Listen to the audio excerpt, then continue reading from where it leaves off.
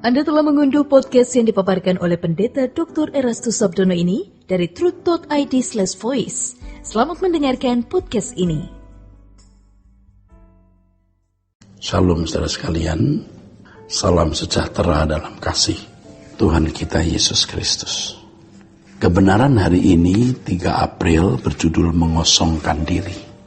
Orang percaya yang mau mencapai kehidupan selesai dengan diri sendiri di hadapan Allah harus meneladani hidup Yesus secara konsisten dan konsekuen.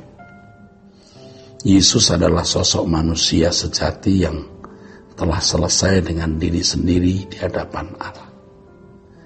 Salah satu sikap hidup Yesus yang luar biasa yang harus kita teladani adalah kerelaannya melepaskan seluruh kehormatan, menunjuk kepada sikap hati yang rela tidak menggunakan seluruh miliknya untuk kebesaran sendiri.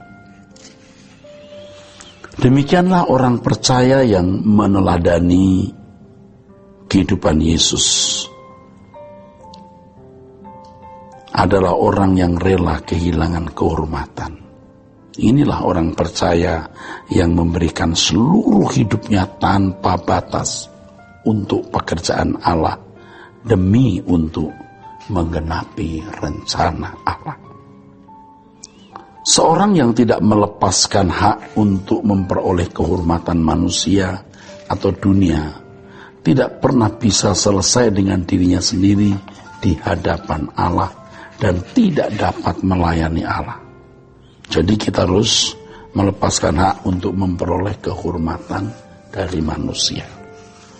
Kerelaan kehilangan hak untuk dihormati ini ditunjukkan oleh Yesus ketika ia harus menghadapi begitu banyak pergumulan hidup.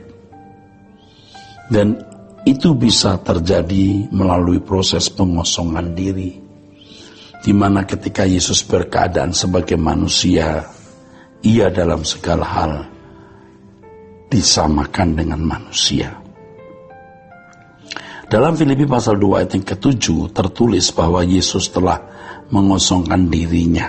Ya, dalam teks aslinya frasa mengosongkan diri ini terjemahan dari Heauton ekenosen. Dari kata inilah terbangun konsep pengosongan diri, ya, pengosongan diri Yesus yang dikenal sebagai kenosis. Sedangkan kata heauton yang diterjemahkan himself menekankan bahwa Yesus sendiri telah melakukan suatu tindakan, bukan orang lain atau karena orang lain. Adapun kata ekenosen berasal dari akar kata kenoo yang berarti to make empty, membuat kosong. Kata ini juga bisa berarti membuat rendah, menawarkan atau menetralkan. Lebih jelasnya kata kenoo atau kenoyo berarti no reputation. Membuat diri tidak memiliki reputasi atau membuat diri tidak berharga. Artinya di mata manusia ya saudara. Yesus telah bertindak membuat dirinya tidak memiliki reputasi atau mengosongkan diri. Made himself of no reputation. Dari kata ekenosen inilah terbangun teori kenosis yang merupakan esensi dari kerelaan Yesus kehilangan semua hak-haknya. Dalam sejarah kehidupan Yesus selama dalam dunia ini, ketika ia mengenakan tubuh daging, ia menjalani kehidupan yang diwarnai dengan penderitaan, baik secara fisik maupun secara psikis, di mana semua itu merupakan ekspresi dari kerelaan kehilangan hak untuk dihormati. Pada zaman itu Yesus terhina di antara manusia. Hal ini menunjukkan kerelaannya kehilangan kehormatan. Ketika Maria mulai mengandung, Yusuf tunangannya sudah berprasangka bahwa kehamilan Maria adalah aib. Itulah sebabnya Yusuf dengan diam-diam bermaksud hendak meninggalkan Maria. Saudaraku, Ini berarti tuduhan yang ditujukan kepada bayi Yesus bahwa dia adalah anak haram. Ini tuduhannya, saudara. Saya tidak mengatakan Yesus anak haram ya, saudara. Ini tuduhannya. Jangan memotong khotbah saya ya. Dari hal ini anak Allah yang akan lahir sudah tidak memiliki kehormatan. Padahal Yesus adalah pribadi yang paling terhormat. Sebab siapakah yang lebih terhormat dari anak Allah ini selain Allah Bapaknya? Ya kan? Allah Bapaknya tentu maha terhormat. Setelah itu Yesus. Namun demikian Yesus rela melepaskan segala kehormatannya demi kemuliaan Bapaknya, Allah, yaitu dengan kesediaannya menyelesaikan pekerjaan penyelamatan di kayu salib. Dalam perjalanan hidupnya, Yesus juga telah kehilangan kehormatannya di mata sebagian besar orang Yahudi. Ya, Yesus dituduh sebagai orang gila, ya, juga dituduh menggunakan kuasa Beelzebul dalam mengusir setan. Ya, dengan tuduhan tersebut Yesus dihujat sebagai kerasukan setan. Kehormatannya di mata manusia menjadi hancur sama sekali ketika ia harus menghadapi pengadilan Pilatus, menghadapi pengadilan imam besar dan Herodes. Penduduk Yerusalem meneriakan teriakan yang sangat menyakitkan. Salibkan dia, salibkan dia.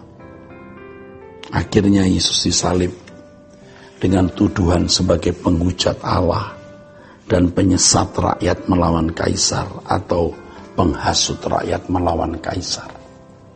Padahal itu tidak pernah dilakukan oleh Yesus. Yesus disalib dengan penilaian publik sebagai penjahat besar yang dipandang sebagai terkutuk karenanya orang yang terkutuk yang tergantung di kayu salib. Hanya penjahat besar yang disalib. Yesus benar-benar terrela kehilangan reputasi, harga diri, dan prestis. Keunggulannya sebagai anak tunggal Allah yang maha tinggi di sini, saudara, tidak menahan dirinya kehilangan kehormatan. Artinya, ia tidak menahan dirinya direndahkan, dia rela direndahkan. Ini keunggulan sebagai anak tunggal Allah yang maha tinggi.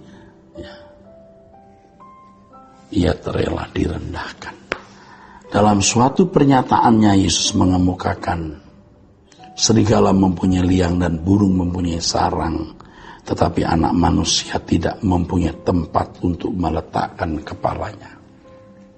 Sebuah pernyataan yang menunjukkan kemiskinannya yang sangat ekstrim.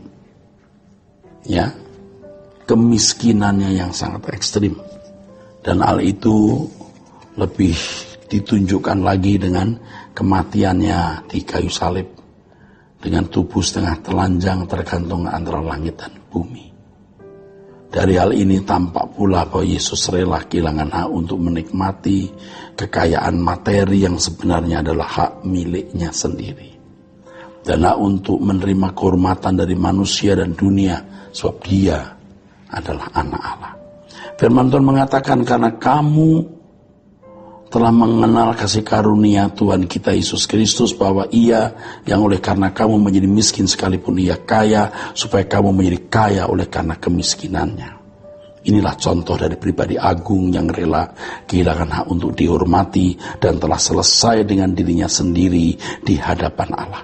Terkait dengan hal ini firman Tuhan mengatakan bahwa Yesus ditinggikan dan dimuliakan sehingga setiap lutut bertelut dan setiap lidah mengaku bahwa Yesus adalah Tuhan bagi kemuliaan Allah Bapa.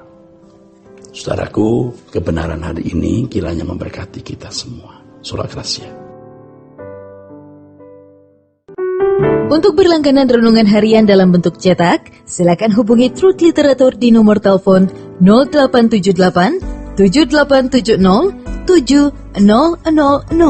Untuk mendapatkan CD khotbah, MP3 renungan Truth, dan CD album lagu produksi Sola Gracia, Anda dapat menghubungi di hari dan jam kerja di nomor telepon 021 638 609 Tuhan Yesus memberkati.